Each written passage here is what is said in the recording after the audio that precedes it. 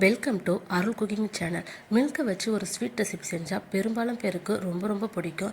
அதுவும் மில்க் கேக்குனால் கண்டிப்பாக நிறைய பேருக்கு பிடிக்கும். அந்த மில்க் கேக்கு எப்படி சிம்பிளாக ஈஸியாக செய்கிறதுன்றதை நான் ரொம்ப ஷார்ட்டான முறையில் இன்றைக்கி நான் செஞ்சு காட்ட போகிறேன். அதுக்கு முன்னாடி என்னோடய சேனலை சப்ஸ்கிரைப் பண்ணாமல் இருந்தால் ப்ளீஸ் சப்ஸ்கிரைப் பண்ணுங்கள். ஃபஸ்ட்டு ஒரு 1.5 லிட்டர் பாலை ஸ்டவ்வில் ஊற்றி எடுத்து வச்சுக்கிங்க. ஒரு அகலமான பாத்திரமாக இருக்கணும். பால் ஊற்றி வச்சுருக்கும் போதே ஒரு டிஃபன் பாக்ஸில் நெய் நல்லா தடவி வச்சுக்கோங்க.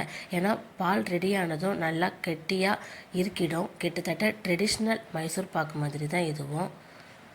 கைவிடாமல் லைட்டாக அப்பப்போ கிளறிக்கிட்டே இருங்க. அப்போ தான் அடி பிடிக்காமல் கரெக்டாக இருக்கும். பால் நல்லா 75% வந்ததும் ஒரு 2 ஸ்பூன் அளவுக்கு லெமன் ஜூஸ் ஊற்றிக்கிங்க. நான் ஒரு சின்ன சைஸ் லெமனில் பாதி லெமன் புழிஞ்சு ஊற்றிருக்கேன். வினிகர் ஊற்றினாலும் ஊற்றிக்கலாம். ஆனால் ஸ்வீட் சாப்பிடும் போது கொஞ்சம் அந்த ஸ்மெல் டிஸ்டர்பன்ஸாக இருக்கும். இந்த மாதிரி லெமன் ஊற்றும் போது கரெக்டாக இருக்கும். இப்போ கொஞ்சம் லைட்டாக தெரிஞ்சு வந்திருக்கு பாருங்கள். இதுதான் கரெக்டாக இருக்கும். இந்த ஸ்டேஜில் ஒரு 200 கிராம் அளவுக்கு சுகர் சேர்த்து மிக்ஸ் பண்ணிக்கணும். சுகர் சேர்த்ததும் திரும்பியும் கொஞ்சம் தண்ணியான மாதிரி ஆகிடும். ஏன்னா சுகரும் உருக்கும் இல்லையா, அதனால் திருப்பியும் கைவிடாமல் நல்லா மிக்ஸ் பண்ணிக்கிட்டே இருங்க. ஒரு ஸ்பூன் அளவுக்கு ஏலக்காய் தூள் போட்டு திருப்பியும் நல்லா மிக்ஸ் பண்ணிக்கிட்டே இருங்க. நீங்கள் மில்க் கேக் இந்த மாதிரி மெத்தடில் செய்யும் போது ஒரு 20லேருந்து ½ அன் ஹவருக்குள்ளே இந்த ஸ்வீட் செஞ்சு முடிச்சிடலாம். பால் கொதித்த உடனே நீங்கள் லெமன் சாரோ வினிகரோ ஊற்றுனாங்கன்னா சீக்கிரமாக தெரிஞ்சிடும். தண்ணி தனியாக பால் தனியாக பிரிஞ்சு போயிடும். அப்போ குக் ஆகிறதுக்கு ரொம்ப நேரம் ஆகும்.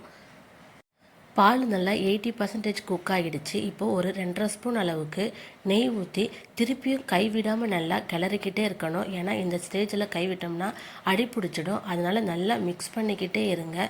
லைட்டாக மேலே தெறிக்கிற மாதிரி இருக்கும். அதனால் பார்த்து மிக்ஸ் பண்ணுங்கள். நல்லா திரண்டு வந்துடுச்சு பாருங்கள். நீங்கள் லெமன் ஜூஸ்க்கு பதிலாக வினிகரும் ஊற்றலாம். வினிகர் ஊற்றுறதா இருந்தால் 1 ஸ்பூன் அப்படி இல்லைனா ½ ஸ்பூன் அளவுக்கு ஊற்றிக்கங்க.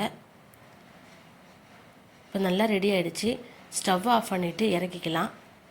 ஆல்ரெடி நெய் தடவி வச்ச டிஃபன் பாக்ஸில் எல்லாத்தையுமே எடுத்து அதில் நான் போட்டுக்கிறேன். மில்க் கேக் பொறுத்த வரைக்கும் கிட்டத்தட்ட ட்ரெடிஷ்னல் மைசூர் பாக்கு மாதிரி தான்.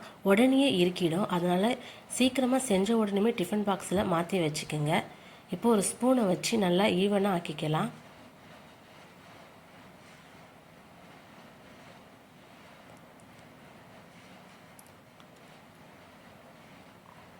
ஸ்பூனை வச்சு நல்லா ஈவன் செஞ்சதும் டிஃபன் பாக்ஸை மூடிட்டு நல்லா ஒரு பெட்ஷீட்டை வச்சு ஃபுல்லாக கவர் பண்ணிக்கோங்க. ஒரு 6 to 7 ஹவர்ஸ் நல்லா கவர் பண்ணி அப்படியே சூடாகவே வச்சுருங்க. நான் நைட்டு செஞ்சு மறுநாள் காலையில் எடுத்துக்கிறேன். இப்போ ஒரு செகண்ட்லேருந்து 2 செகண்டுக்கு ஸ்டவ்வில் காமிச்சிட்டு ஒரு பாத்திரத்தை வச்சு நல்லா தட்டி ஓப்பன் பண்ணுங்கள். நல்லா அழகாக கேக்காக வரும். ஸ்டவ்வில் காட்டும் போது ரொம்ப நேரம் காட்டாதீங்க. ஒரு செகண்டு காட்டினா போதும். அப்படி இல்லைனா கீழே தீஞ்ச மாதிரி ஆகிடும்.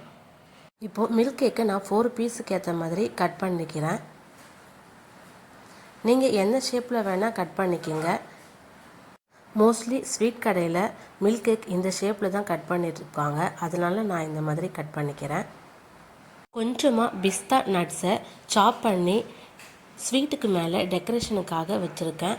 அவ்வளோதான், சூப்பரான பேக்கரி ஸ்டைலில் மில்க் கேக் ரெடி. நீங்களும் இதே மாதிரி செஞ்சு பாருங்கள். உங்கள் வீட்டில் யாருக்குன்னா ஸ்பெஷலாக செய்யணும்னு ஆசைப்பட்டீங்கனாலோ, அப்படி தீபாவளி ஃபெஸ்டிவல் எதனா ஒரு டைமில் செய்யணும்னு நினச்சாலோ கண்டிப்பாக செய்யுங்க. டேஸ்ட்டு ரொம்ப ரொம்ப சூப்பராக இருந்தது. அருள் குக்கிங் சேனலை லைக் பண்ணுங்கள், ஷேர் பண்ணுங்கள், கமெண்ட் பண்ணுங்கள். மறக்காமல் சப்ஸ்கிரைப் பண்ணுங்கள். தேங்க்யூ ஃபார் வாட்சிங்.